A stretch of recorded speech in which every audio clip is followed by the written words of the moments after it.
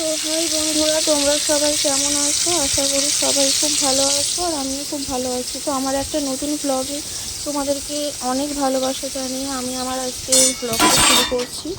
তো দেখো, এখানে আমি আজকে নিরামিষ, মঙ্গলবার, সংক্রান্তি, আমাদের বাড়িতে পুজো পুজো হয়, বামুন আসে পুজো করতে।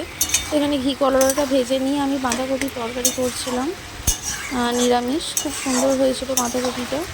তো বাঁধাকপি তরকারিটা করে নিয়ে তারপরে পুজো হয়ে গেছিলো, বামুনও পুজো করে দিয়ে চলে গেছিলো। তারপরে আমরা চিড়েভোগ প্রসাদ খাচ্ছিলাম।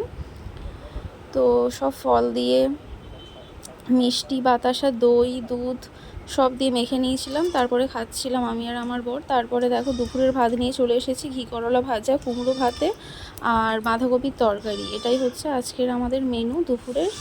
তো বাঁধাকপিটা দারুণ হয়েছিল খেতে, আর কুমড়ো ভাতেটাও খুব সুন্দর হয়েছিল খেতে। তো আমার ভিডিওটা এই পর্যন্তই। আমার ভিডিও যদি তোমাদের ভালো লাগে তো অবশ্যই লাইক আর কমেন্ট করে পাশে থাকবে। বা